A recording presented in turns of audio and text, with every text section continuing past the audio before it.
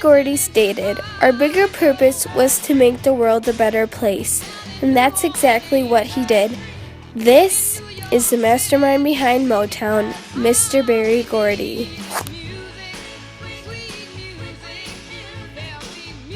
The year was 1959, and living in the midst of the civil rights movement, a time of social and political change, Berry Gordy was a man with a vision and a dream. His dream was to showcase the talent of black singers and songwriters, allowing them an unprecedented platform. Armed with a belief in himself and an $800 loan from his family, Gordy launched what was to become the most successful U.S. independent record company of all time, Motown Record Corporation. Motown's music has been coined the sound of young America. It was a sound that resonated with both black and white alike, and because of this, Berry Gordy will always be remembered for creating that better place and for bringing a nation together through the music of Motown. In 1938, a simple act of listening to a radio broadcast dramatically altered Berry Gordy's life in 2.5 minutes in what was called the fight of the century. Joe Louis, the famous black boxer, won an amazing victory, beating a very formidable white opponent. The black man prevailed, and as a result, a surge of Negro pride swelled through Berry Gordy's colored neighborhood. Catching that wave, Berry Gordy, age 8 years old, determined never to let his race define who he was. Following in the footsteps of his idol, Joe Louis, Gordy became a Golden Glove boxer. After winning 12 matches, he hung up his gloves to pursue his true passion, songwriting. His dream was put on hold. Uncle Sam had a different plan in mind. Berry was drafted into the Army and went on to serve in the Korean War. After his discharge in 1953, Berry returned home to Detroit, Michigan, where he and his brother George opened 3D Record Mart, the House of Jazz. The venture failed. Next, Berry began working on the assembly line at the Lincoln Mercury automobile plant. It was the work which he did there on the assembly line that gave him inspiration and defined his future business plan. It was also at this time that he co-wrote and produced 5 songs for Jackie Wilson: Reet Petite, Lonely Teardrops, To Be Loved, That's Why I Love You So, and I'll Be Satisfied. In 1957, Berry met Smokey Robinson and his group, the Matadors. He changed their name to the Miracles, and soon after he produced their first #1 hit, Got a Job. Gordy came to the realization that his talent could bring him more than a paycheck. His talent could bring him great accomplishment. And with the $800 loan from his family and the support of Smokey Robinson, Gordy began his life journey. He established a recording studio of his own, Motown Record Corporation. Motown, proudly reflecting the nickname of Berry's hometown, Detroit, Motor City, Michigan. He purchased a house at West Grand Boulevard, which became his studio and the headquarters of Motown, Hitsville, USA, and there at the studio, in the garage, history was made. Hitsville, USA became a place where there were hits, no flops. Relying on Gordy's assembly line approach, Motown Records became a 24/7 hit-making and artist development factory. Gordy had teams of experts to produce hit songs and to teach young artists how to dress, dance, and act with politeness even in the most difficult situations.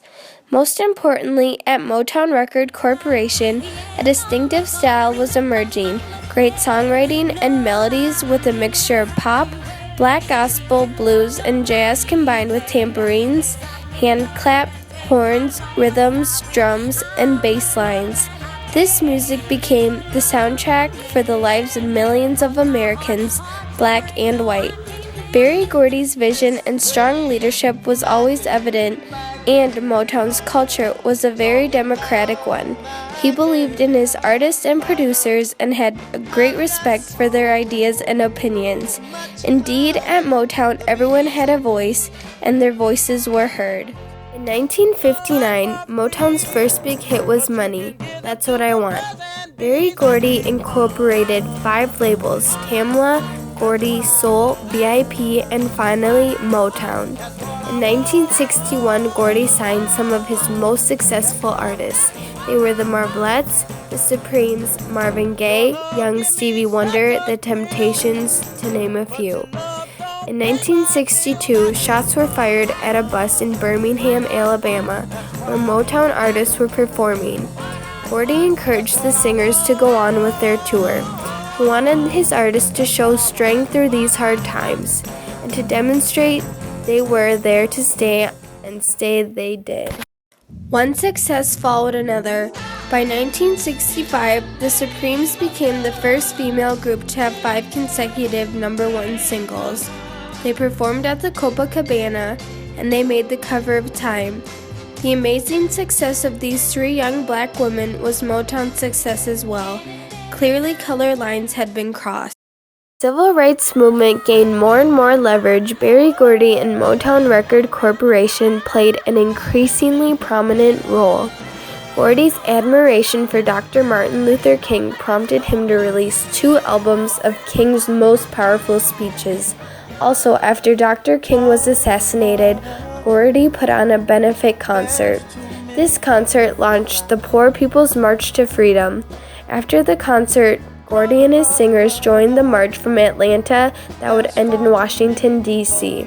As the turbulent 1960s progressed with anti-war protests, polarization, assassinations, demonstrations, there was a unifying source.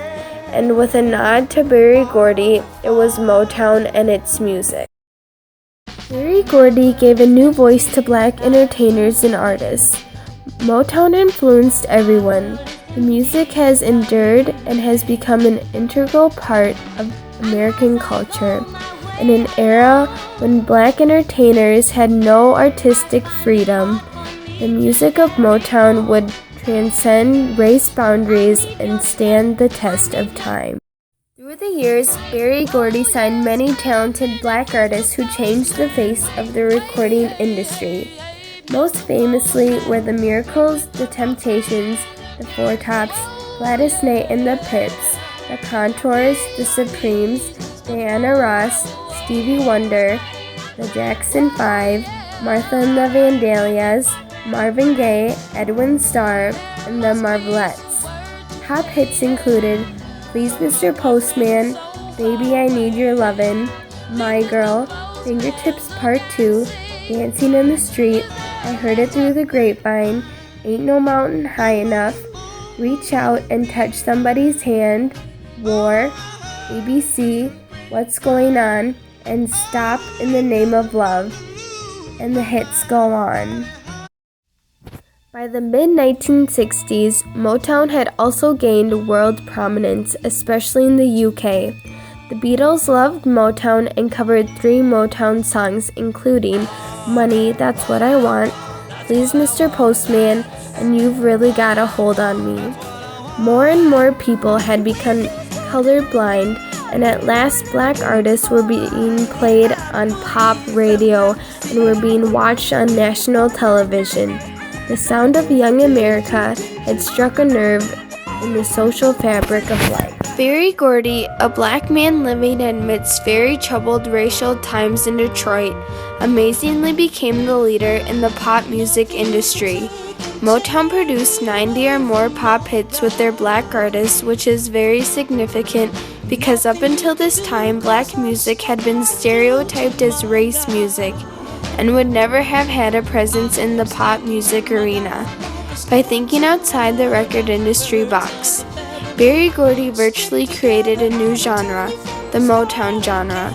The sound of young America not only brought unheard of opportunities for countless black artists, it also established a new norm for the music industry in general, and America as a whole. His accomplishment translated into a very progressive societal force. Berry Gordy dreamer, songwriter, interpreter, Rock and Roll Hall of Fame inductee, Grammy Award winner, author, producer, and visionary, who in the face of persistent and now inconceivable hatred truly became the mastermind behind Motown.